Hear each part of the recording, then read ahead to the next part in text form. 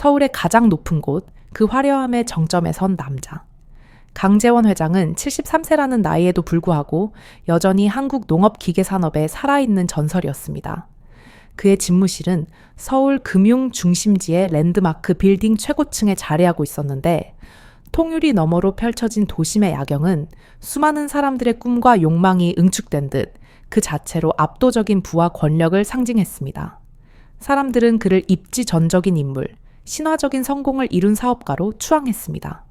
흙 한 줌 없던 시골의 가난한 농부의 아들에서 시작해 수십 년간의 피땀 어린 노력 끝에 이제는 누구도 넘볼 수 없는 거대한 기업 제국을 건설했으니 그의 삶은 분명 성공의 교과서나 다름없었습니다. 하지만 아이러니하게도 그 모든 성공과 부유함이 그에게 안겨준 것은 안락함보다는 오히려 깊은 고독이었습니다. 강재원 회장은 매일 저녁 누구에게도 방해받지 않는 이 넓고 고요한 공간에서 혼자만의 의식을 치르곤 했습니다. 그는 책상 위에 산처럼 쌓인 보고서나 서류철에는 눈길조차 주지 않은 채 오직 창가에 서서 바깥을 응시했습니다. 그의 깊은 눈빛은 수십 년의 세월을 고스란히 담고 있었지만 지금 그가 바라보는 것은 눈부신 도시의 빛이 아니라 자신의 내면 깊은 곳에 가라앉아 있는 잊히지 않는 과거의 잔상들이었습니다. 회장이 된 이후 수많은 사람들이 그의 앞에서 성공 비결을 물었습니다. 그는 언제나 끈기와 노력, 그리고 시대를 읽는 통찰력을 이야기했습니다. 하지만 단 한 번도 그는 자신의 성공이 지니는 씁쓸한 이면을 이야기하지 않았습니다. 그의 성공은 그가 가장 지켜주고 싶었던 것들을 지키지 못한 채 얻어낸 너무나 늦고 외로운 대가였기 때문입니다. 그에게 이 호화로운 펜트하우스는 금빛 감옥과도 같았습니다. 사방이 뻥 뚫려 눈부신 빛으로 가득하지만 정작 가장 소중한 이들은 이 빛 아래에 존재하지 않았습니다. 어둠이 짙어질수록 회장의 뇌리에는 한 여인의 모습이 선명하게 떠올랐습니다. 한미라, 자신의 아내이자 자신이 가장 절박했던 순간에 가장 외롭게 떠나보내야 했던 사람이었습니다. 그리고 그녀의 곁에는 늘 눈이 맑고 해맑게 웃던 어린 아들, 민재가 있었습니다. 그 아이에게는 자신이 성공해서 반드시 돌아오겠다는 맹세를 했었습니다. 그 맹세는 그가 그 험난했던 서울에서의 10년을 버티게 해준 유일한 힘이었고 그를 이 거대한 성공으로 이끈 원동력이었습니다. 하지만 그는 너무 늦었습니다. 10년 만에 빚을 모두 갚고 고향으로 돌아갔을 때 그의 가족은 이미 세상에 없었습니다. 아내는 병으로 세상을 떠났고 어린 아들 민재는 흔적도 없이 사라져버렸습니다. 그때의 절망감은 시간이 아무리 흘러도 희미해지지 않고 오히려 이 거대한 성공이라는 이름의 씁쓸한 술잔 아래에 더욱 진하게 침전되어 있었습니다. 강재원 회장은 긴 한숨을 내쉬었습니다. 그 이후 그는 수십 년간 아들을 찾았습니다. 돈과 인맥, 자신이 가진 모든 것을 동원하여 전국을 샅샅이 뒤졌지만 세상은 너무나 넓었고 시간은 너무나 무심했습니다. 수많은 고아원, 복지시설, 경찰 기록을 뒤졌지만 아들의 행방에 대한 단 하나의 명확한 단서조차 찾지 못했습니다. 그의 가장 큰 죄책감은 아들을 지켜주기 위해 떠났지만 결국 아들을 잃어버리고 말았다는 사실이었습니다. 그는 문득 자신의 손을 내려다 보았습니다.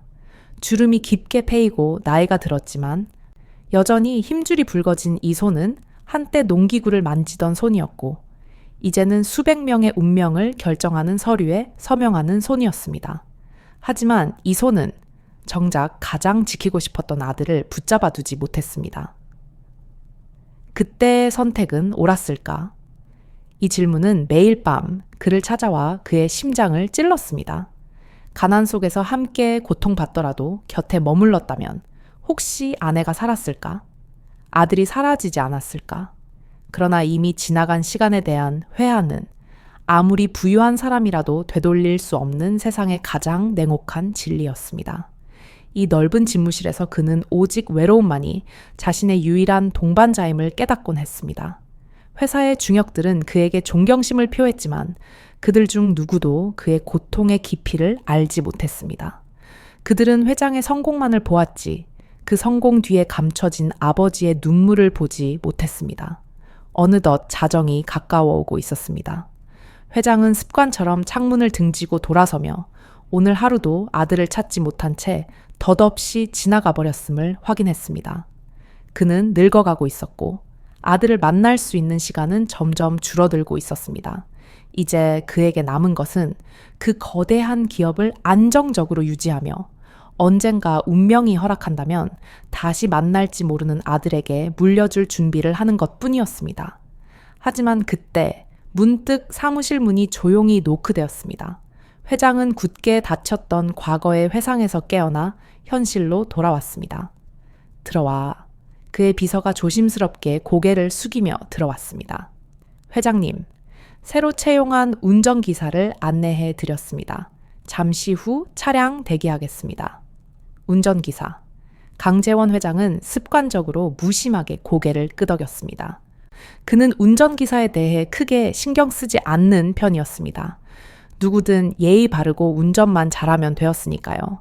그러나 잠시 후 문 밖에서 들어서는 그 낯선 남자의 모습을 본 순간 강재원 회장의 눈빛이 아주 미세하게 흔들렸습니다. 정민재.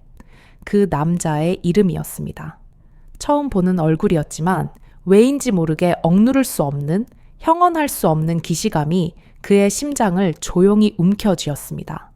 수십 년간 잊으려 했으나 잊히지 않던 어떤 그림자처럼 그 남자의 모습은 회장의 뇌리에 깊숙이 박혀 들어왔습니다. 이 짧은 만남이 그의 남은 인생을 통째로 뒤바꿔 놓을 운명의 서막이라는 것을 그때 그는 알지 못했습니다. 낯선 운전기사의 모습에서 느껴지는 그 형언할 수 없는 기시감은 수십 년 동안 굳게 닫혀있던 강재원 회장의 기억의 문을 세차게 두드리는 충격파와도 같았습니다. 그의 의식은 순식간에 시간을 거슬러 올라 지금의 화려함과는 정반대였던 흙먼지와 땀 냄새가 가득했던 과거의 어느 지점으로 떨어져 내렸습니다.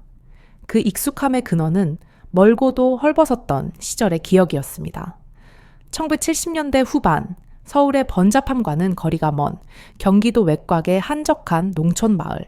강재원은 그곳에서 가난한 농부의 아들로 태어났습니다. 그의 어린 시절은 부유함과는 거리가 멀었습니다. 그의 손은 언제나 거칠었고 늘 땅을 일구거나 낡은 농기구를 만져야 했습니다. 기계가 고장 날 때마다 그는 흙투성이가 되는 것을 마다하지 않고 자진해서 수리를 맡았습니다. 하지만 강재원은 다른 시골 아이들과는 확연히 달랐습니다. 그는 농사일에는 서툴렀을지 몰라도 기계를 다루는 감각만큼은 천부적이었습니다. 복잡하고 미묘한 기계 장치의 원리를 본능적으로 이해했고 다른 이들이 포기한 고장난 농기구도 그의 손을 거치면 귀신같이 되살아났습니다.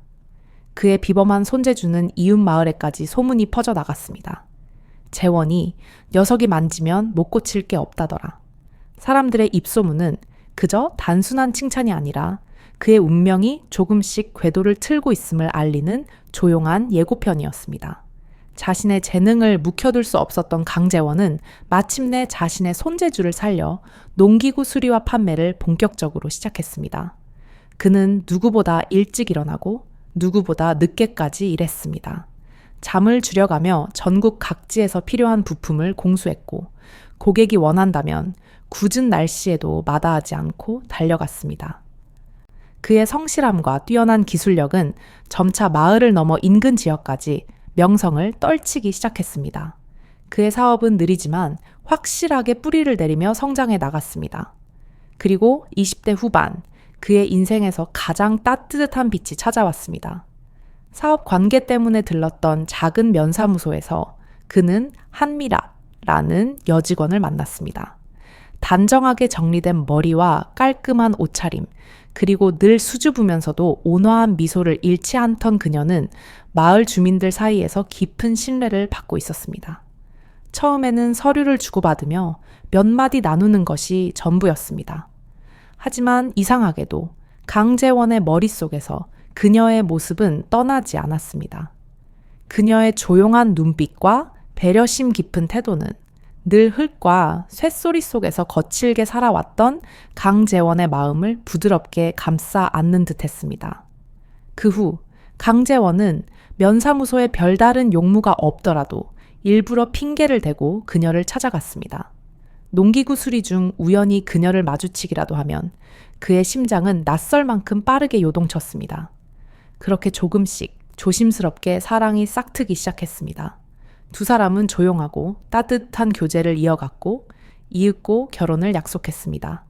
마을 사람들은 모두 진심으로 두 사람을 축복했습니다. 그들의 신혼생활은 물질적으로는 풍요롭지 못했지만 서로를 향한 사랑과 신뢰로 가득 찬 부족함 없는 행복한 나날이었습니다. 한미라는 늘 남편의 곁에서 따뜻하게 미소 지었고 강재원은 그런 아내를 보며 더욱 열심히 살아야겠다고 다짐했습니다. 그에게 아내는 고단한 삶을 지탱해주는 굳건한 버팀목이자 세상에서 가장 소중한 보물이었습니다. 그는 스스로에게 속삭였습니다. 미라를 실망시키지 않겠다. 반드시 성공해서 그녀를 편안하게 해주겠다. 결혼 후 얼마 지나지 않아 그들의 삶에 완벽함을 더해줄 소중한 생명이 찾아왔습니다. 눈처럼 맑고 투명한 눈동자를 가진 건강한 남자아이, 바로 다스차인 정민재였습니다. 아들을 품에 안았을 때 강재원의 가슴은 전에 느껴보지 못한 벅찬 감격으로 가득 찼습니다. 그는 세상 그 무엇과도 바꿀 수 없는 자신의 분신을 조심스럽게 쓰다듬으며 가장 중요한 맹세를 가슴에 새겼습니다. 민재야, 아빠는 너를 세상 누구보다 훌륭하게 키울 것이다. 너에게만큼은 가난이나 고통을 물려주지 않겠다.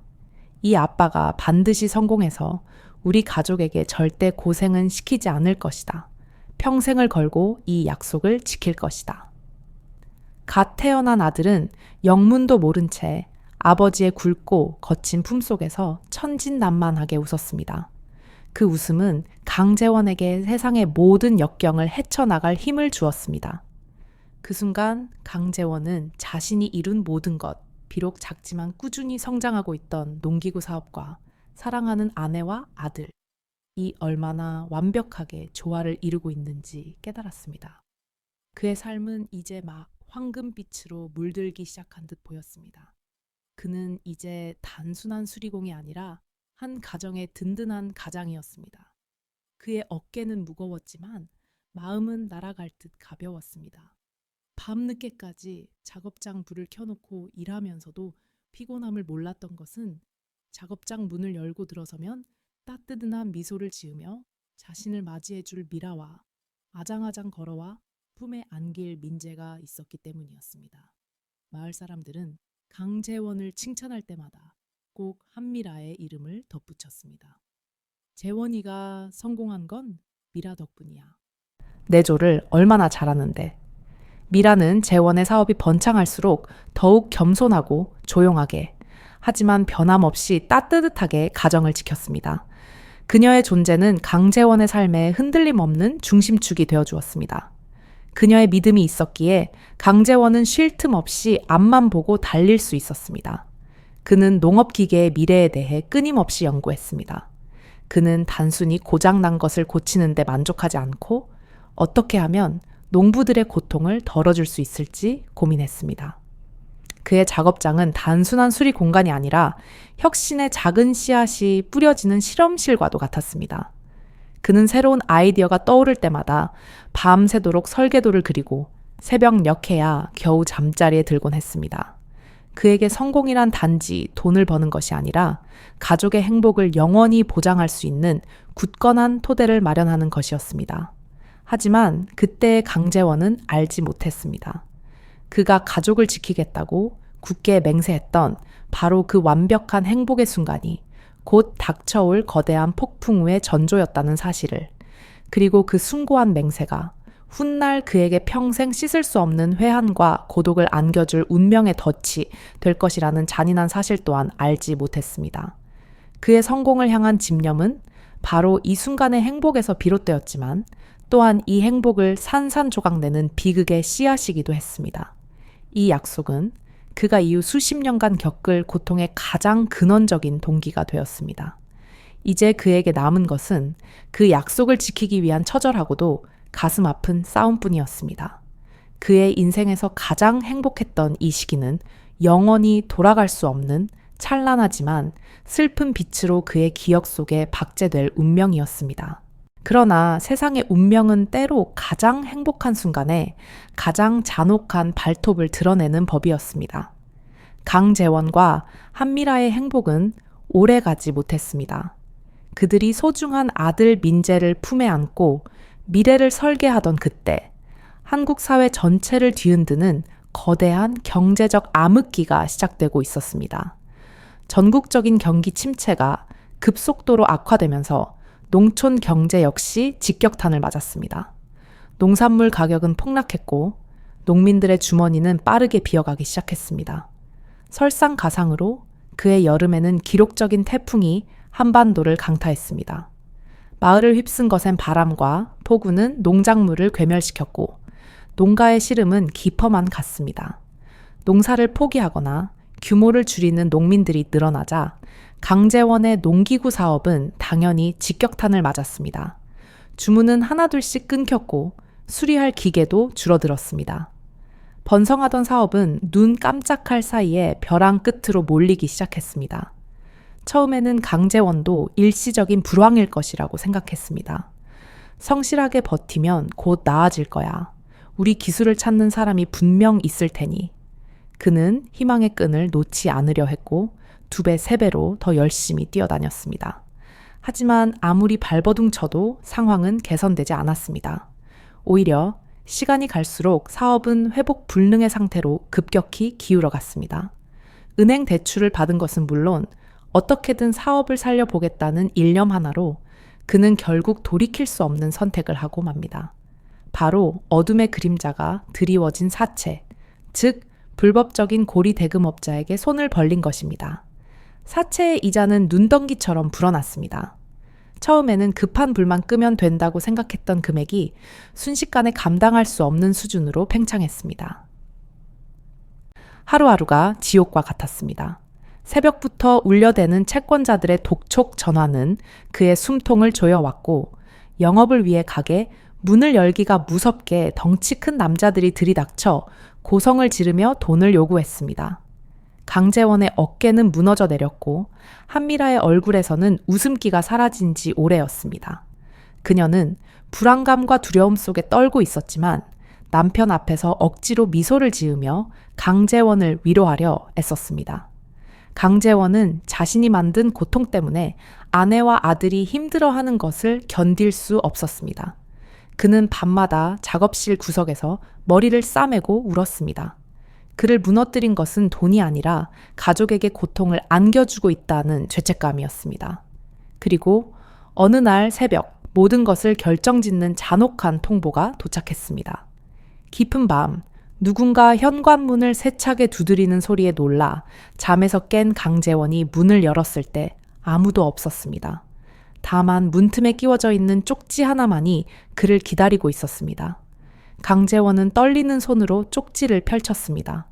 그 안에 쓰여 있던 단 3마디의 문장은 그의 머릿속을 새하얗게 만들었습니다. 돈 갚아라. 가족도 안전하지 않다. 그 문구를 본 순간 강재원은 자신이 겪는 고통은 100번이고 1000번이고 감내할 수 있지만 사랑하는 아내와 어린 아들 민재에게까지 이 위험이 미치는 것만큼은 절대로 용납할 수 없음을 깨달았습니다. 그 잔혹한 쪽지는 그의 가장 깊은 곳을 찔렀습니다. 그는 새벽 내내 방 한 구석에 쪼그려 앉아 고민했습니다. 그리고 마침내 가장 고통스럽지만 유일한 탈출구라고 생각되는 결론에 도달했습니다. 바로 가족의 곁을 떠나는 것이었습니다.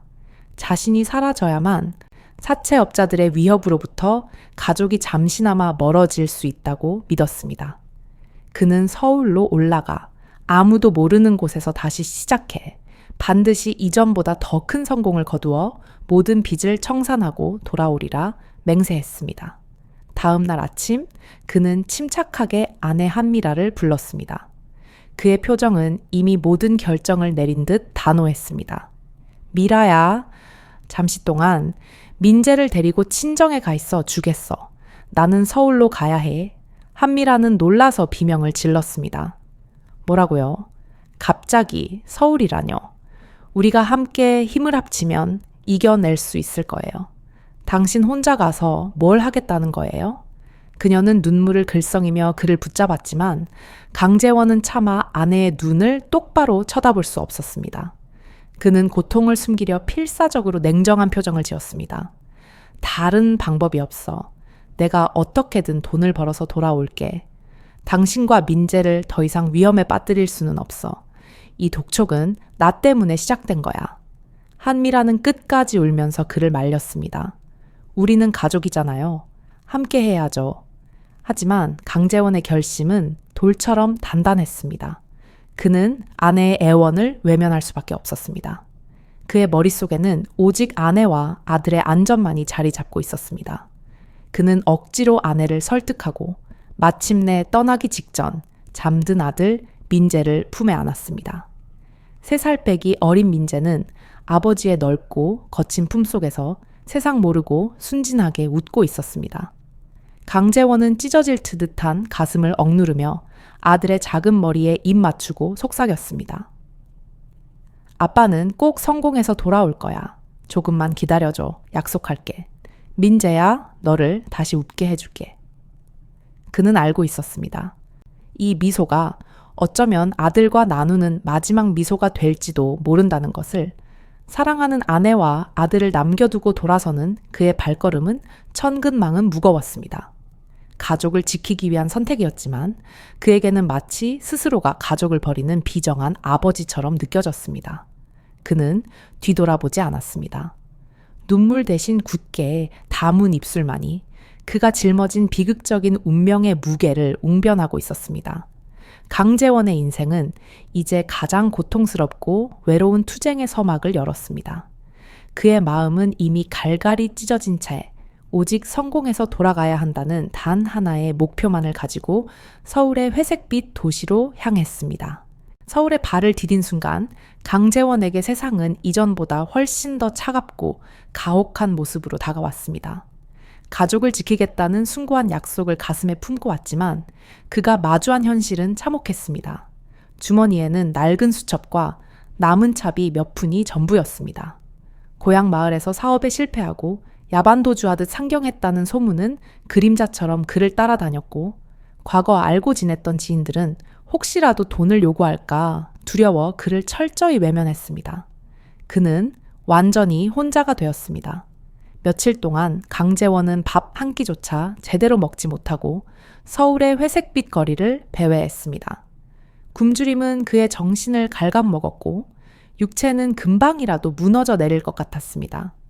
도저히 버틸 수 없을 것 같은 순간이 셀 수 없이 찾아왔지만 그때마다 그는 억지로라도 고개를 들었습니다. 여기서 무너질 수는 없어. 나는 반드시 미라와 민재에게 돌아가야 해.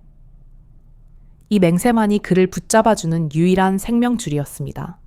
그는 쓰러지지 않기 위해 필사적으로 버텼습니다. 그는 자신의 유일한 자산인 농기구에 대한 깊은 경험과 지식을 활용하기로 결심했습니다. 그는 농기구 제작사나 판매상들에게 찾아가 농기구 위탁 판매를 하겠다고 자원했습니다.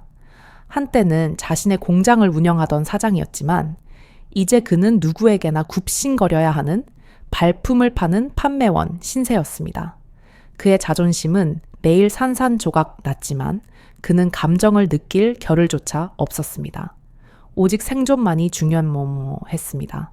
그는 낡은 농기구 부품 샘플이 가득 든 무거운 가방을 메고 서울 변두리의 농자재 상가와 시 외곽의 농장을 하루 종일 뛰어다녔습니다.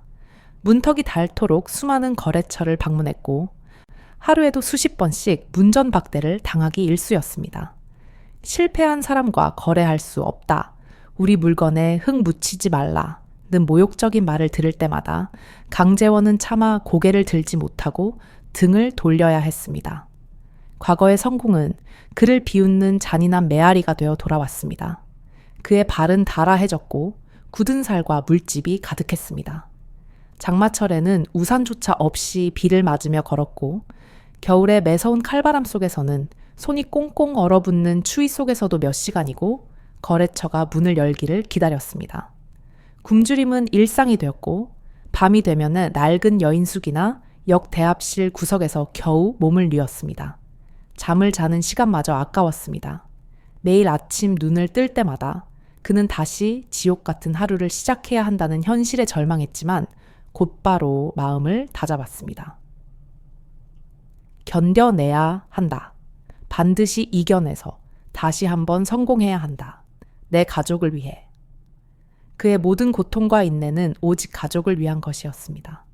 비록 몸은 서울의 차가운 거리에 있었지만 그의 정신은 언제나 고향 마을의 따뜻한 작업장과 아내 한미라의 미소, 그리고 아들 민재의 맑은 눈동자에 머물러 있었습니다.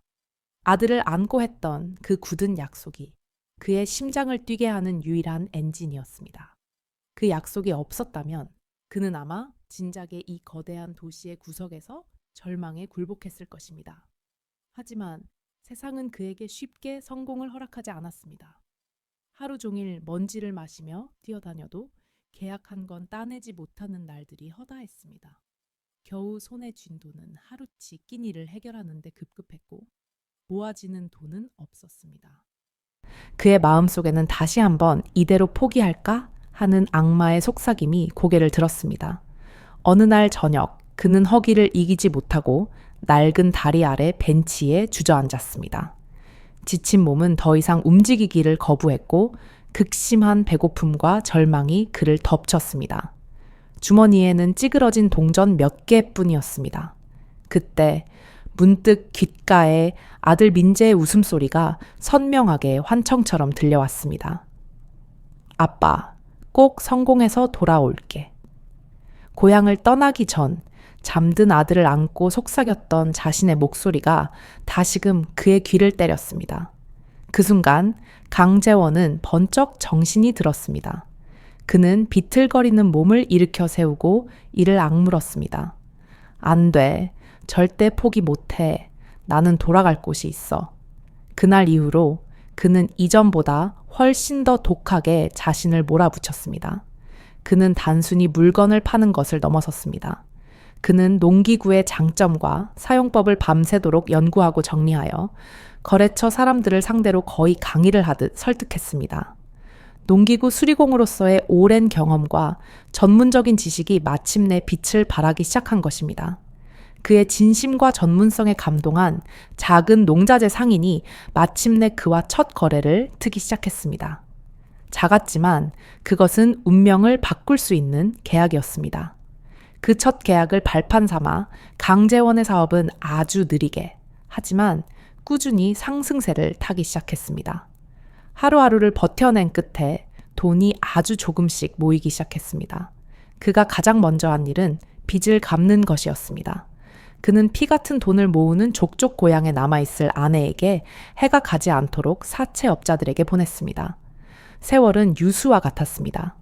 1년이 가고 2년이 가고 그렇게 10년 다스차이라는 기나긴 시간이 흘렀습니다. 강재원은 마침내 해냈습니다. 피와 눈물, 끈기와 집념 끝에 그는 사업을 다시 궤도에 올려놓았고 빌린 모든 빚을 갚고도 남을 만큼의 성공을 손에 넣었습니다. 이제는 더 이상 독촉 전화도 위협도 없었습니다. 굶주림을 걱정할 필요도 없어졌습니다. 이제 돌아갈 수 있다. 강재원은 회한과 기대가 뒤섞인 숨을 내쉬었습니다.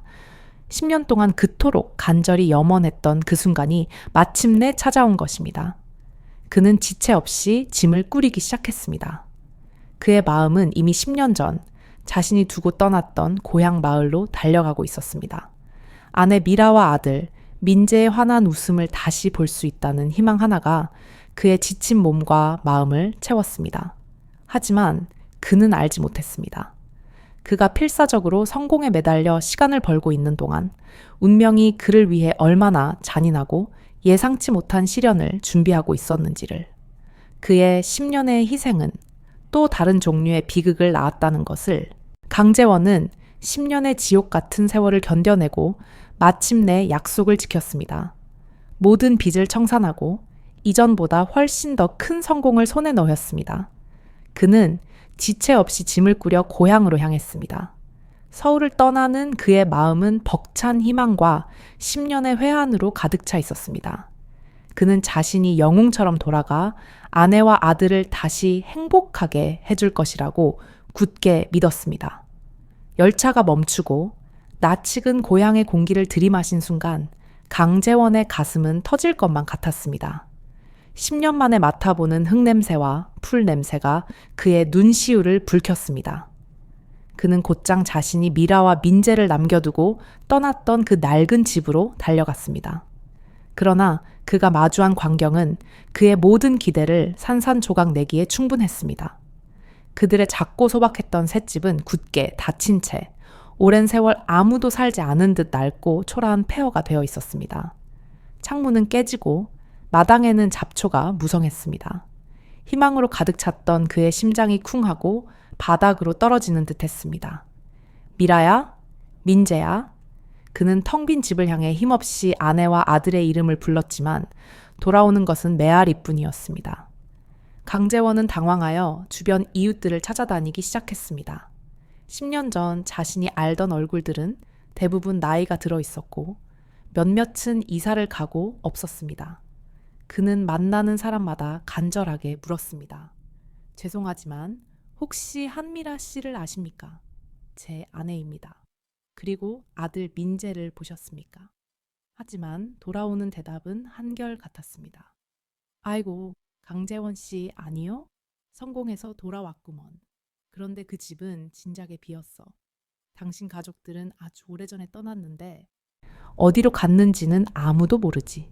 사람들은 10년이라는 긴 세월 동안 그의 가족이 겪었을 일에 대해 무관심했고 강재원은 혼란과 공포에 휩싸였습니다.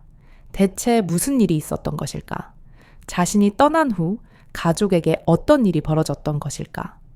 마지막 희망을 걸고 강재원은 아내 한미라의 친정집을 찾아갔습니다.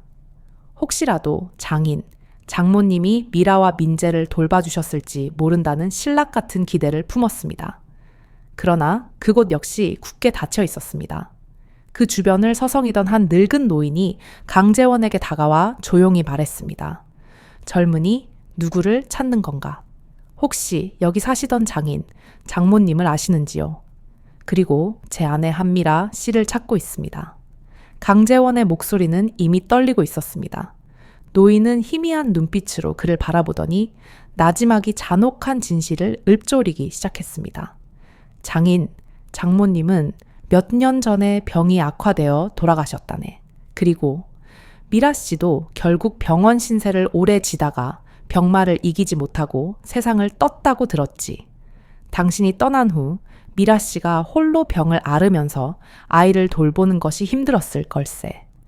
그 말을 듣는 순간 강재원의 머릿속은 하얗게 비어버렸습니다. 세상이 와르르 무너져 내리는 듯한 충격이었습니다. 자신이 지키겠다고 맹세했던 아내, 그가 다시 만나 행복하게 해주려 했던 미라가 이미 이 세상 사람이 아니었습니다. 그의 성공은 너무나 늦었고 너무나 허무했습니다. 그는 무릎을 꿇고 주저앉았습니다. 절망 속에서 그는 마지막 남은 희망이자 고통의 씨앗인 아들의 행방을 물었습니다. 그러면 제 아들 민재는요? 민재는 어떻게 됐습니까? 노인의 대답은 칼날처럼 그의 심장을 갈랐습니다. 아이고, 그 아이는 아무도 몰라. 어디로 갔는지, 살아있는지, 죽었는지, 짐작 가는 사람이 아무도 없었지. 당신 아내가 죽은 뒤에 바로 사라진 것 같았어. 그 순간 강재원은 깨달았습니다. 자신이 10년 동안 모든 것을 걸고 이룬 성공이 정작 그가 지켜야 했던 가족을 구하는 데에는 아무런 소용이 없었다는 것을. 그의 눈물겨운 희생은 가족을 영원히 잃게 만드는 비극적인 결과를 낳았습니다. 그는 자신이 저지른 선택의 무게에 질식할 것 같았습니다. 성공해서 돌아온다는 맹세는 지켰지만 가족을 지킨다는 근원적인 맹세는 처참하게 깨져버린 것입니다. 그날 밤 강재원은 쓸쓸하게 홀로 서 있는 아내 한미라 소엄의 비석을 찾아갔습니다. 낡고 초라한 무덤 앞에서 그는 하염없이 울부짖었습니다. 수십 년간 억눌러 왔던 모든 회한과 슬픔, 그리고 죄책감이 폭포수처럼 쏟아져 나왔습니다. 미라야, 미안하다. 내가 너무 늦었어. 정말 미안하다. 그의 목은 울음으로 메어 더 이상 소리를 낼 수 없었습니다. 그는 비석을 끌어안고 어린아이처럼 통곡했습니다. 그는 10년의 성공을 포기하고라도 단 하루만이라도 그들이 함께했던 그 시절로 돌아가고 싶었습니다. 오랜 시간 아내의 묘 앞에서 울부짖던 강재원은 마침내 하나의 결의를 다졌습니다. 나는 아직 아들을 잃지 않았다. 민재는 반드시 살아있을 것이다. 내가 찾을 것이다. 이 세상 어디에 있든 내가 가진 모든 것을 걸고 반드시 민재를 찾아내겠다. 네, 그날부터 강재원의 삶은 다시 한번 새로운 투쟁의 단계로 접어들었습니다. 그는 서울로 돌아가 자신이 이룬 거대한 부와 인맥을 아들을 찾는 일에 쏟아부었습니다. 전국을 떠돌며 모든 고아원, 복지시설, 경찰서, 심지어는 신문사까지 닥치는 대로 수소문했습니다. 그는 자신의 성공을 위한 집념보다 훨씬 더 강한 아버지만이 가질 수 있는 필사적인 집념으로 아들의 흔적을 쫓았습니다. 전국의 모든 아이들을 자신의 아들인 양 대하며 한 명 한 명의 정보를 확인했습니다. 하지만 시간은 무정하게 흘러갔습니다. 하루가 지나고 한 달이 지나고 그렇게 수십 년이 흘렀습니다. 그의 노력에도 불구하고 아들 민재의 흔적은 어디에도 남아있지 않았습니다. 그가 가진 돈과 권력은 한 아이의 사라진 흔적을 찾는 일 앞에서는 너무나 무력했습니다. 강재원은 어느덧 70대의 노인이 되어 있었습니다.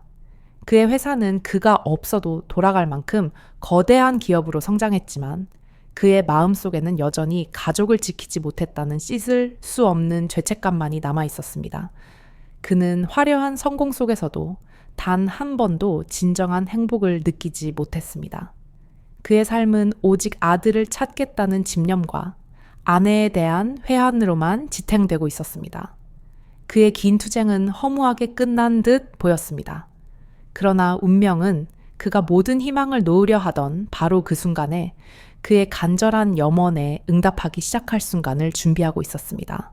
그리고 그 응답은 그가 가장 무관심했던 새로운 운전기사의 모습으로 나타날 것이라는 잔혹한 반전을 예고하고 있었습니다. 아내를 잃고 아들마저 찾지 못한 채 강재원 회장의 삶은 멈춰버린 듯 했습니다. 이후 수십 년간 그는 자신이 이룬 거대한 부를 오직 정민재라는 이름을 찾는데 쏟아부었습니다. 전국 방방곡곡 고아원과 복지시설을 닥치는 대로 뒤졌습니다. 시간이 흐르면서 그의 회사는 더욱 커져 이제는 그가 직접 손을 대지 않아도 안정적으로 돌아가는 거대 기업이 되었지만 강재원의 마음속 빈자리는 메워지지 않았습니다. 그는 70대를 넘긴 노인이 되었고 성공한 사업가라는 칭호는 가족을 지키지 못한 아버지라는 씻을 수 없는 죄책감 앞에서 아무런 의미가 없었습니다. 그는 여전히 광활한 회장실 창가에 서서 바깥을 바라보는 것으로 하루를 시작하고 끝냈습니다. 과거의 기억은 희미해지지 않고 오히려 시간이 흐를수록 더욱 선명해져 그의 고독을 괴롭혔습니다. 수십 년간의 허무한 수색 끝에 그는 이제 운명에 반항하는 것을 포기한 상태였습니다. 민재를 찾으려는 노력은 헛되었고 그는 그저 주어진 삶을 죄인처럼 살아가고 있을 뿐이었습니다. 그리고 운명이라고밖에 설명할 수 없는 바로 그날이 찾아왔습니다. 그날도 여느 때와 다름없는 고요하고 무심한 하루였습니다. 강재원 회장은 조용히 회장실에 앉아 있었습니다. 그때 비서가 조심스럽게 문을 두드렸습니다. 회장님, 새로 채용된 운전기사를 안내해 드렸습니다. 강재원 회장은 사실 운전기사에 대해 크게 관심이 없었습니다. 그는 운전 실력과 성실성 외에는 어떤 사람이라도 상관없다는 주의였습니다. 그는 이미 삶의 많은 부분에 대해 무관심해진 상태였습니다. 그는 가볍게 고개를 끄덕이며 새로 들어선 남자를 무심히 쳐다보았습니다. 그 남자는 단정하고 깔끔한 운전기사 제복을 입고 있었습니다.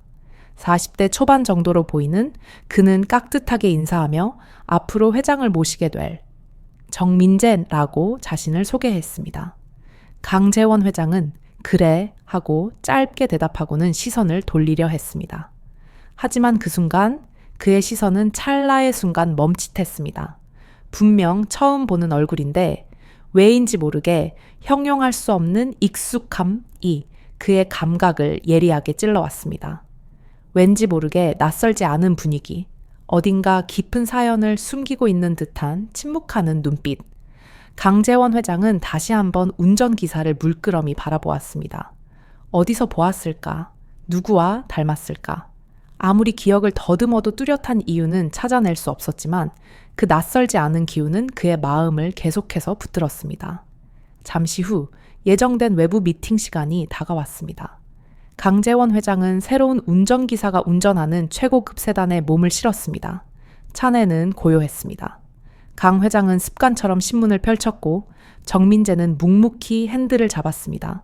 하지만 이상하게도 강재원은 신문의 활자에 집중할 수 없었습니다. 그의 시선은 자꾸만 앞좌석의 운전기세계로 향했습니다.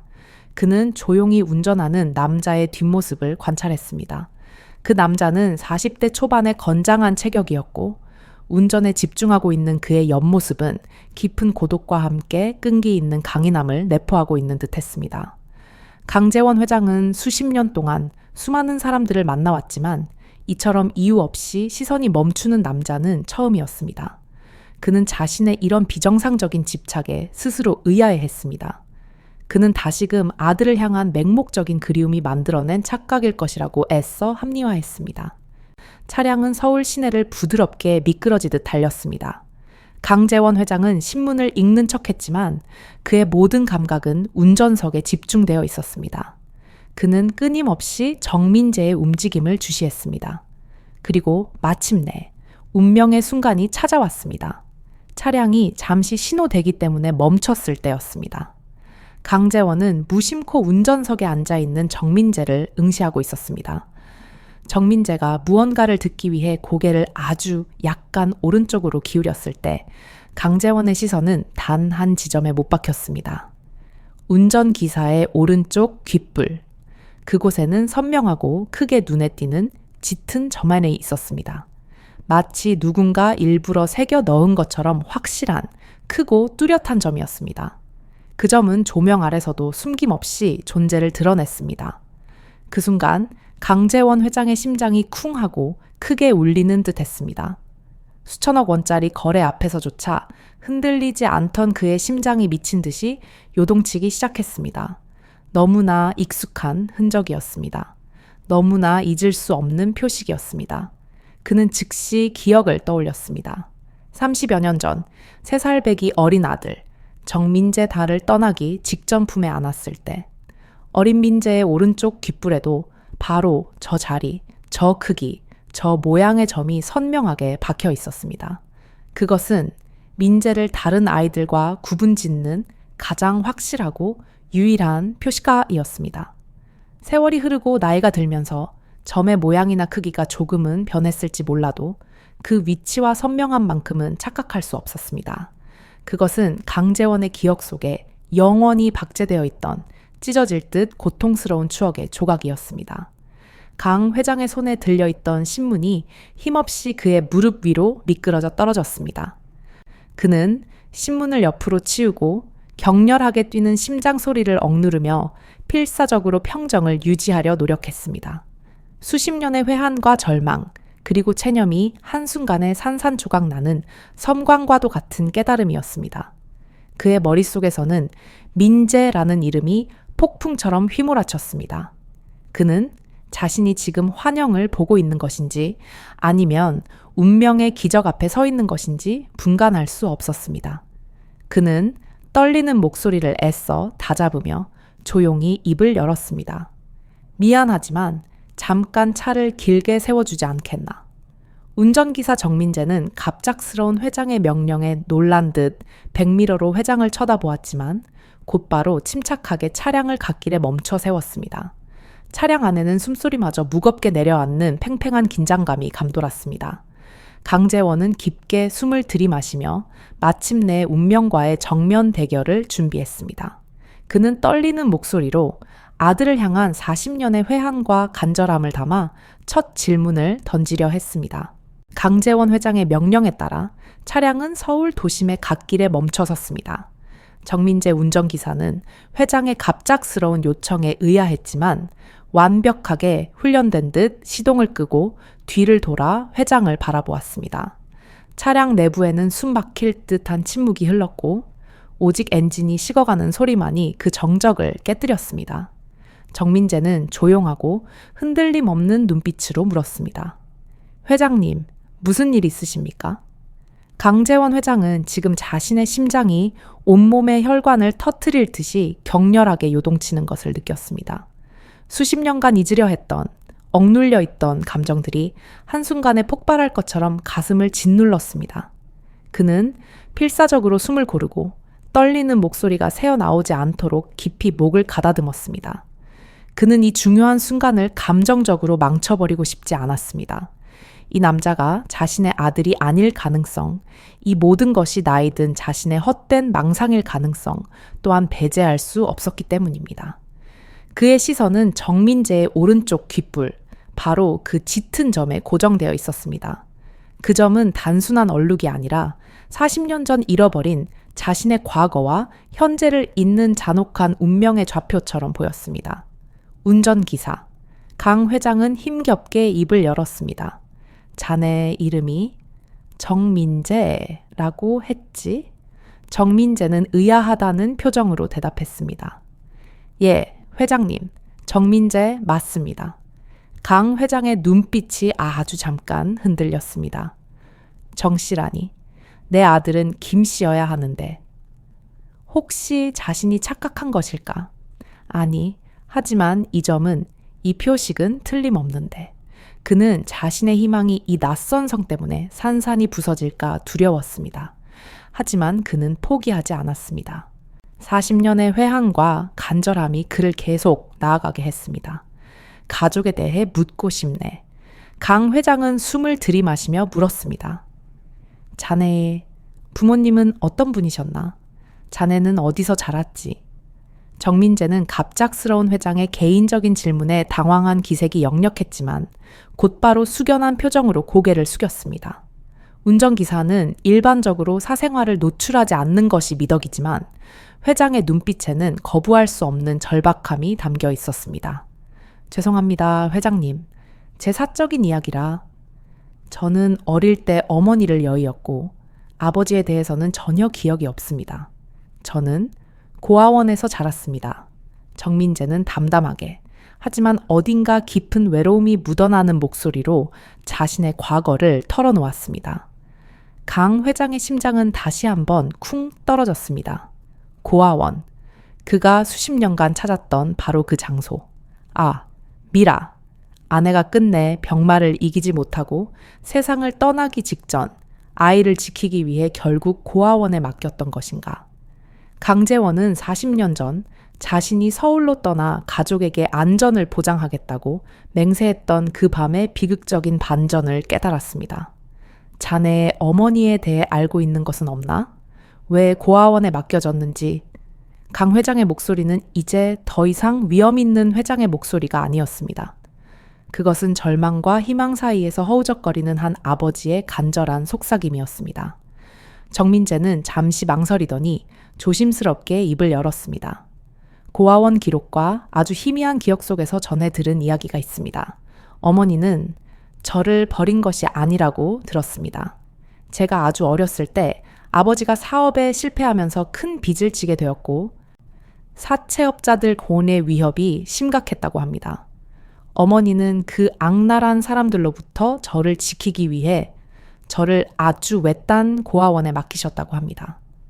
그 말을 듣는 순간 강재원 회장은 머릿속에 번개가 치는 듯한 충격을 받았습니다. 온몸에 털이 곤두섰습니다. 사채업자, 위협, 지키기 위한 희생. 모든 것이 40년 전 자신의 기억과 완벽하게 일치했습니다. 자신이 가족을 지키기 위해 떠났지만 결국 아내는 홀로 남아 병을 앓으면서도 마지막 순간까지 아들만큼은 그 악당들의 소나기에 들어가지 않도록 자신의 모든 것을 희생하며 지켜낸 것입니다. 미라는 주변 사람들과 고아원의 거짓말을 했을 것입니다. 남편의 성을 숨기고 민재의 출생 배경을 모호하게 만들어서 사채업자들이 민재를 영경 찾을 수 없도록. 아내는 마지막 순간까지도 남편의 실패를 감추고 아들을 보호하기 위해 어머니가 아이를 버렸다는 오명을 스스로 뒤집어 쓴 것입니다. 강재원은 눈앞이 아찔해지며 억누르던 눈물이 뜨거운 물줄기가 되어 흘러내리기 시작했습니다. 그는 허탈한 웃음을 지었습니다. 40년 동안 자신이 짊어진 죄책감과 미라의 숭고하고 잔혹한 희생이 지금 이 순간 너무나 명확하게 연결되었습니다. 아, 미라야. 미라.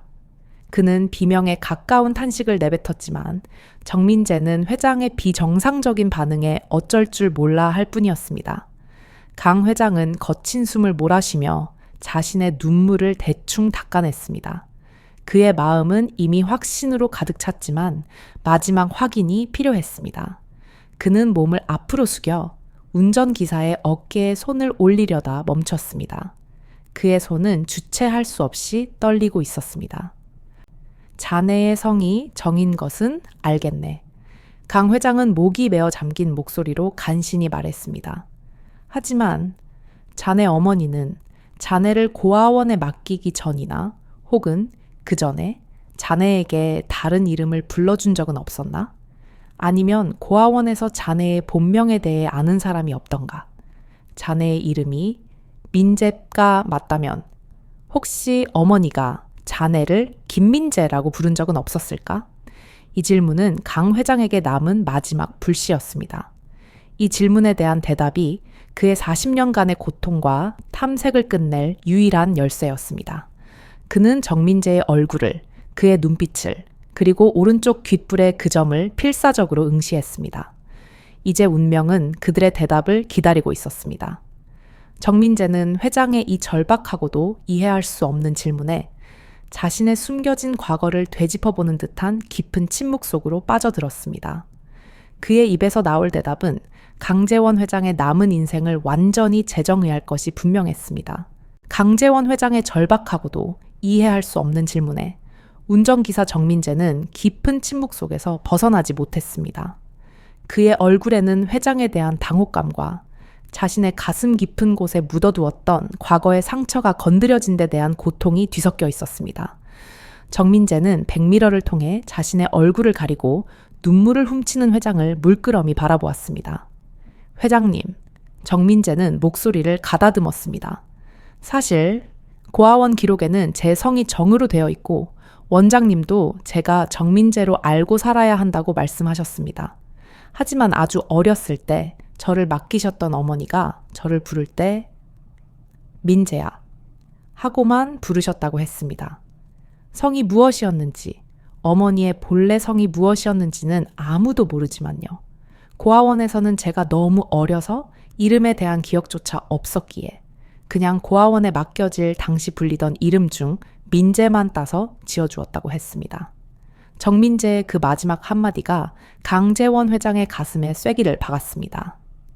민재라는 이름, 40년 전 자신이 지어주고 맹세했던 바로 그 이름, 성은 사라지고 이름만 남은 그 파편이야말로 미라가 아들을 지키기 위해 세상과 벌인 마지막 처절한 싸움의 증거였습니다. 아내는 민재의 본명인 김민재에서 성을 지우고 이름만이라도 아들에게 남겨주고자 했던 것입니다. 그 순간 강재원의 가슴 깊은 곳에서 억눌렸던 모든 감정, 폭발적인 기쁨, 늦어버린 것에 대한 회한, 그리고 미라의 희생에 대한 죄책감, 이 한꺼번에 터져 나왔습니다. 그의 눈물은 걷잡을 수 없이 흘러내렸습니다. 그는 더 이상 이성적인 회장이 아니었습니다. 그저 40년 만에 아들을 찾은 늙고 병든 아버지일 뿐이었습니다. 강 회장은 오른손 주머니에서 손수건을 꺼내 눈물을 닦으려 했지만 눈물은 멈추지 않고 흘러나왔습니다. 그의 손은 격렬하게 떨리고 있었습니다. 정군, 아니, 민재, 이야, 강 회장은 울음 때문에 잔뜩 잠긴 목소리로 간신히 말을 이었습니다. 정민재는 민재야 라는 호칭에 본능적으로 움츠러들며 핸들을 쥔 손에 힘을 주었습니다. 회장님, 지금 무슨 말씀을? 강재원 회장은 고개를 저었습니다. 그의 눈빛은 눈물로 범벅이 되었음에도 불구하고 어떤 확신과 절박함으로 빛나고 있었습니다. 자네의 진짜 이름은 정민재가 아니야. 강민재다. 정민재의 눈이 크게 뜨였습니다. 온몸이 얼어붙은 듯 움직임을 멈췄습니다. 저는 그런 이름은 들어본 적이 없습니다. 제 어머니도 돌아가셨고, 아니야. 강재원이 거의 절규하듯 외쳤습니다. 그는 뒷좌석에서 몸을 앞으로 숙여 운전기사에게 더 가까이 다가갔습니다. 자네는 내 아들이야. 내가 그 귓불에 점을 봤어. 자네 어머니 한미라가 사채업자들로부터 자네를 지키기 위해 자네의 성을 숨기고 고아원에 맡겼던 거야. 미라가 자네를 버린 게 아니었어. 그 말이 운전기사 정민재의 귀에 박혔을 때 그의 몸은 미세하게 떨리기 시작했습니다. 그의 삶을 관통했던 버려졌다는 고통스러운 기억, 그리고 어머니는 날 지키려 했다는 희미한 희망이 지금 이 늙은 회장의 입을 통해 완전히 뒤집히고 있었습니다. 고아원에서의 외로운 성장, 어머니를 향한 막연한 그리움, 그리고 지금 눈앞에서 통곡하는 이 노인, 이 모든 것이 현실인지 꿈인지 분간할 수 없었습니다. 차량 내부에는 다시 무거운 침묵이 흘렀습니다. 오직 강재원 회장의 흐느끼는 소리만이 그 정적을 갈랐습니다. 마침내 정민재는 아주 천천히 주머니에 손을 넣었습니다. 그리고 낡고 빛바랜 작은 지갑을 꺼냈습니다. 그의 손은 강 회장만큼이나 격렬하게 떨리고 있었습니다. 그는 지갑 안에서 조심스럽게 수십 년의 세월 동안 손때가 묻어 낡고 닳아버린 홈 사진 한 장을 꺼내 강 회장에게 내밀었습니다. 이게 어머니가 저에게 남겨주신 유일한 사진입니다. 강재원 회장은 떨리는 손으로 그 사진을 받아들었습니다. 사진의 모서리는 헤어져 있었고 빛이 발에 색감이 탁했지만 사진 속 인물들은 선명했습니다. 거기에는 앳된 모습의 30대 초반 여성이 한 남자아이 옆에 서 있었습니다. 강재원은 숨을 들이마셨습니다. 사진 속 여인은 틀림없는 자신의 아내 한미라아였습니다. 그리고 그녀 옆에 서 있는 눈이 맑은 3살 배기 아이는 오른쪽 귓불에 선명한 점을 가진 어린 시절의 학사 정민재, 즉 강민재였습니다. 강 회장은 그 사진을 꽉 움켜쥐었습니다. 눈앞에 펼쳐진 현실과 40년 전 멈춰버린 과거의 시간이 사진 한 장을 통해 완벽하게 연결되는 순간이었습니다. 그가 목숨보다 소중히 여겼던 가족이었습니다. 미라의 미소, 민재의 얼굴, 모든 것이 생생하게 되살아났습니다. 강재원 회장은 더 이상 자신의 감정을 억누르지 못했습니다. 그는 울음을 터뜨렸습니다. 40년간의 고통과 탐색, 그리고 회한이 한꺼번에 분출되었습니다. 민재야, 내 아들아, 맞구나, 내 아들이 맞았어. 정민재는 눈앞에서 성공한 대기업 회장이 어린아이처럼 무너져 내리는 모습을 보며 시간이 멈춘 듯한 충격에 빠졌습니다. 고아원에서 자라며 가족이라는 단어가 너무나 낯설었던 그에게 지금 이 순간 한 남자가 눈물을 흘리며 아들이라고 부르고 있었습니다. 그의 머릿속은 혼란스러웠지만 사진 속 어머니의 얼굴과 눈앞의 노인이 내뿜는 뜨거운 절박함은 거짓이 아니라는 것을 본능적으로 느꼈습니다. 그는 떨리는 손으로 얼굴을 감싸 쥐었습니다. 그리고 마침내 억눌렀던 모든 감정을 토해내듯 목이 메인 목소리로 단 한마디를 간신히 쥐어짜냈습니다. 아버지. 강재원 회장은 그 소리에 고개를 끄덕였습니다. 그래, 민재야. 내가 네 아버지다. 드디어 찾았구나, 내 아들을. 그 순간 정민재는 더 이상 자신을 지탱하지 못하고 무너져 내리듯 오열했습니다. 그는 아버지 강재원에게 몸을 던졌고 두 사람은 좁은 차 안에서 서로를 부둥켜 안은 차에 통곡했습니다. 40년이라는 긴 세월 동안 각자 고독과 고통 속에서 견뎌왔던 아버지와 아들이 마침내 운명의 실타래를 풀고 재회하는 순간이었습니다. 그들의 울음소리는 후회와 기쁨, 그리고 미라의 숭고한 희생에 대한 감사가 뒤섞인 세상에서 가장 비통하고도 아름다운 화음이었습니다. 그들의 투쟁은 끝났고 이제야 비로소 가족이라는 이름으로 다시 태어날 수 있었습니다.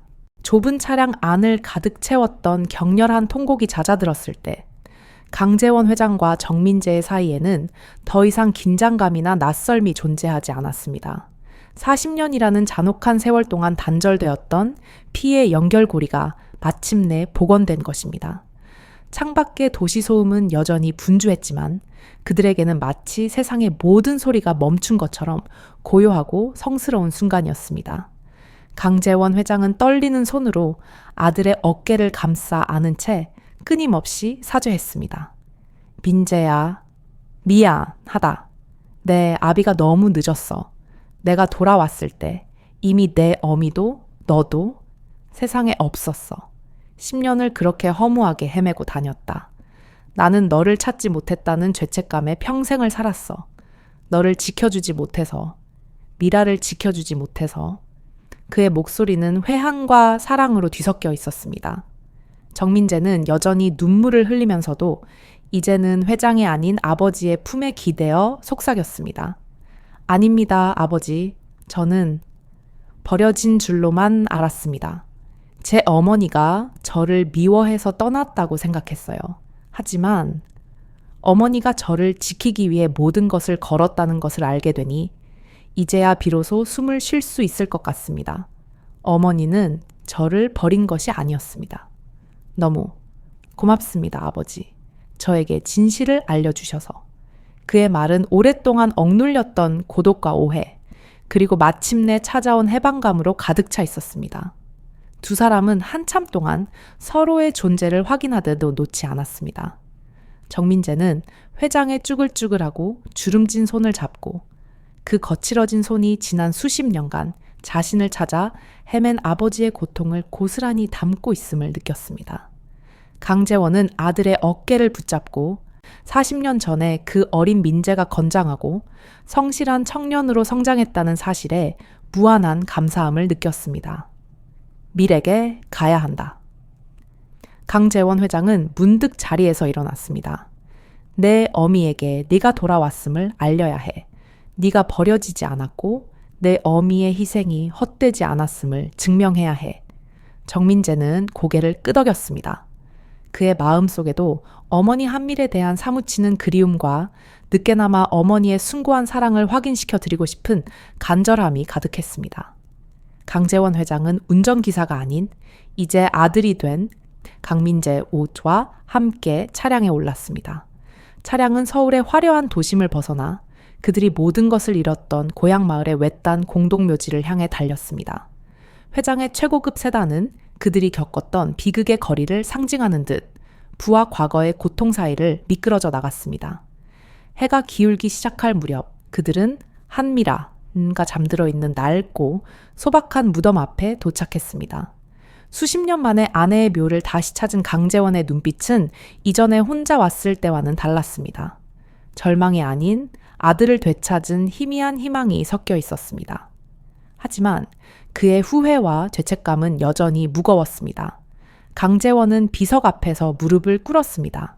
그의 옆에는 아들 민재가 함께 무릎을 꿇었습니다. 강 회장은 떨리는 목소리로 수십 년간 가슴에 묻어두었던 말을 토해내기 시작했습니다. 미라야, 나 재원이야. 드디어 돌아왔어. 내가 너무 늦었지. 정말 미안하다. 네가 홀로 병마와 싸우고 민재를 지키기 위해 그 모든 고통을 혼자 감당했다는 것을 이제야 알았어. 네가 스스로 오명을 뒤집어 쓴 채 민재를 지켜냈다는 것을 미라야, 너는 이 세상에서 가장 용감하고 숭고한 아내이자 어머니였어. 너의 희생이 있었기에 우리 아들이 이렇게 훌륭하게 자랐구나. 그는 오열하며 비석을 어루만졌습니다. 나 때문에 너를 잃었지만 네가 지켜낸 민재는 여기에 있어. 이제 네 앞에서 다시 맹세할게. 남은 생 동안 내가 민재에게 아버지로서 해주지 못했던 모든 것을 다 해줄게. 민재는 더 이상 외롭지 않을 거야. 미라야, 부디 편히 쉬어다오. 우리 아들 민재를 다시 만나게 해줘서 고맙다. 강민재 역시 눈물을 흘리며 낡은 봉분을 어루만졌습니다. 그의 입술에서는 어머니를 향한 사무치는 그리움과 존경심이 흘러나왔습니다. 어머니, 저 민재예요. 제가 정말 버려진 줄 알았습니다. 하지만 어머니가 저를 지키기 위해 얼마나 힘드셨는지 이제 알았습니다. 저를 포기하지 않아 주셔서 고맙습니다. 그리고 어머니, 이제 저에게 아버지가 생겼어요. 아버지와 저는 이제 다시 가족이 되었습니다. 이제 편히 쉬세요, 어머니. 그렇게 두 남자는 40년간의 고통을 어머니의 묘 앞에서 씻어냈습니다. 그들의 울음소리는 과거의 슬픔과 현재의 감격, 그리고 미래의 약속이 뒤섞인 치유의 소리였습니다. 해가 완전히 기울고 어둠이 깔릴 무렵 강재원과 강민재는 비로소 자리에서 일어섰습니다. 그들의 얼굴은 눈물로 범벅되어 있었지만 눈빛은 이미 새로운 삶을 향해 빛나고 있었습니다. 강재원 회장은 아들 민재의 손을 굳게 잡았습니다. 민재야, 자네는 이제 내 아들이자 강씨 가문의 후계자야. 지난 세월 동안 내가 너에게 아버지로서의 역할을 전혀 하지 못했으니 이제 남은 시간을 모두 너에게 쏟을 것이다. 회사의 경영이든 삶의 지혜든 네가 원하는 모든 것을 가르쳐 줄 것이다. 강민재는 고개를 숙였습니다. 그는 더 이상 겉모습만 단정한 운전기사가 아니었습니다. 그의 내면에는 이제 자신이 누구인지, 자신의 가족이 누구인지 아는 굳건한 정체성이 자리 잡았습니다. 아버지, 이제부터라도 아버지의 곁을 지키겠습니다. 그렇게 아버지와 아들은 40년이라는 긴 고독과 회한의 터널을 지나 비로소 다시 가족기야이라는 이름으로 세상에 나왔습니다. 그들의 재회는 단순한 혈육의 만남이 아니었습니다. 그것은 숭고한 희생과 집념 그리고 운명의 기적이 빚어낸 위대한 사랑의 승리였습니다. 강재원 회장에게 진정한 성공은 바로 이 순간 아들의 손을 잡고 어머니의 묘를 떠나는 이 발걸음에서 시작되는 것이었습니다. 한미라의 묘지를 뒤로하고 서울로 향하는 길, 차량 안은 더 이상 40년의 회한과 고통으로 가득 찬 공간이 아니었습니다. 눈물은 말랐지만 강재원 회장과 강민재의 손은 굳게 맞잡은 채 놓이지 않았습니다. 그들의 침묵은 이제 절망의 침묵이 아닌 서로의 존재를 확인하고 미래를 다짐하는 든든한 약속의 침묵이었습니다. 서울에 도착하자마자 강재원 회장은 미루어 왔던 가장 중요한 일을 단행했습니다. 그는 비서실을 통해 회사 내부에 공식적으로 발표했습니다. 정민재 운전기사가 자신의 잃어버렸던 아들 강민재이며 회사의 공식적인 후계자로서 경영 수업을 시작할 것이라는 내용이었습니다. 당연히 회사 전체는 충격에 휩싸였습니다. 수십 년간 고독한 철권 통치자로 알려졌던 강 회장에게 숨겨진 아들이 있었고 그 아들이 불과 며칠 전까지 자신의 운전기사였다는 사실은 세간의 가십거리가 되기에 충분했습니다. 중역들 사이에서는 불안과 수군거림이 오갔습니다. 하지만 강재원 회장의 결심은 단호했습니다. 그는 후계자 발표회의에서 눈물을 훔치며 단 한마디를 남겼습니다. 나는 이 모든 부와 명예보다 내 아들 강민재를 되찾은 것을 가장 큰 성공으로 여깁니다. 그에 대한 불필요한 논쟁은 허용하지 않을 것입니다. 그의 진심과 위엄은 모든 의구심을 잠재웠습니다. 강민재는 더 이상 운전기사 제복을 입지 않았습니다. 그는 아버지의 회사에서 경영 수업을 시작했습니다. 그가 가장 먼저 배운 것은 회사의 재무나 영업 전략이 아니었습니다. 강재원 회장이 가장 먼저 가르쳐 준 것은 아버지의 삶과 고통의 역사였습니다. 강 회장은 아들에게 자신이 10년 동안 얼마나 처절하게 발버둥쳤는지, 아들을 지키겠다는 맹세 하나로 어떻게 추위와 굶주림을 이겨냈는지, 그리고 미라의 희생이 얼마나 숭고했는지를 상세하게 이야기해 주었습니다. 그것은 단순한 교훈이 아니라 40년의 세월을 뛰어넘는 아버지의 고백이자 잃어버린 교육이었습니다. 민재 역시 아버지의 곁에 앉아 잃어버렸던 어린 시절의 사랑과 어머니의 희생을 바탕으로 한 이 새로운 가족의 의미를 깨달았습니다. 강재원 회장은 남은 시간을 아들에게 모두 쏟았습니다. 그는 민재가 잃어버린 40년의 세월을 채워주고 싶었습니다. 최고급 교육을 제공하는 것은 물론 매일 저녁에는 집무실에서 둘만의 시간을 가졌습니다. 그 시간은 회사의 비전을 논하는 경영회의인 동시에 잃어버린 어린 시절의 이야기를 나누는 따뜻한 아버지와 아들의 대화 시간이었습니다. 민재는 아버지의 지도 아래 놀라운 속도로 성과를 보였습니다. 그는 아버지의 천부적인 기계 감각과 끈기를 물려받았을 뿐만 아니라 고아원과 험난한 사회생활 속에서 얻은 강인한 생존력과 통찰력을 겸비하고 있었습니다. 강 회장은 아들의 뛰어난 능력과 성실함에 다시 한번 깊은 감사를 느꼈습니다. 그들의 관계는 단순히 후계자와 회장의 관계를 넘어섰습니다. 강재원은 잃어버린 아들에게 아버지의 사랑을, 민재는 잃어버린 아버지에게 아들의 존경과 든든한 버팀목을 되찾았습니다. 강 회장은 민재의 손을 잡고 시골 작업장을 찾아가 과거 자신이 꿈꾸던 농기구의 혁신적인 아이디어를 들려주었고, 민재는 그 아이디어를 현대적인 기업 경영 시스템에 접목할 방법을 제시했습니다. 강 회장은 비로소 깨달았습니다. 자신이 그토록 갈망했던 진정한 성공이란 금융시장에서의 지표나 건물의 높이가 아니라는 것을, 진정한 성공은 바로 이 순간 아들의 눈을 바라보며 나눌 수 있는 따뜻한 정과 가족이라는 이름의 굳건한 울타리였다는 것을 말입니다. 그의 거대한 부는 가족을 잃은 대가였지만 이제는 아들에게 더 나은 미래를 열어줄 수 있는 도구가 되었습니다. 이 모든 것이 운명이 아니고 무엇일까요? 강재원은 곰곰이 생각했습니다. 자신이 40년간 아들을 찾지 못했던 절망적인 세월, 미라가 아들을 지키기 위해 성까지 바꿔가며 고아원에 맡겼던 비극적인 희생, 그리고 민재가 우연히 자신의 회사 운전기사로 취직했던 기가 막힌 우연, 그 결정적인 순간 오른쪽 귓불에 있는 점 하나를 발견하지 못했다면 그들의 삶은 영원히 평행선을 달렸을 것입니다. 수많은 사람들이 오고 가는 서울에서 40년의 세월을 뛰어넘어 피가 섞인 아버지가 자신의 아들을 가장 가까운 곳에서 다시 만나게 되다니, 이것은 인간의 의지나 노력만으로는 설명할 수 없는 운명이라는 거대한 손이 엮어낸 신비로운 실타래였습니다. 강재원 회장은 더 이상 고독하지 않았습니다. 그는 이제 아들과 함께 회장실 창가에 서서 서울의 야경을 바라보았습니다.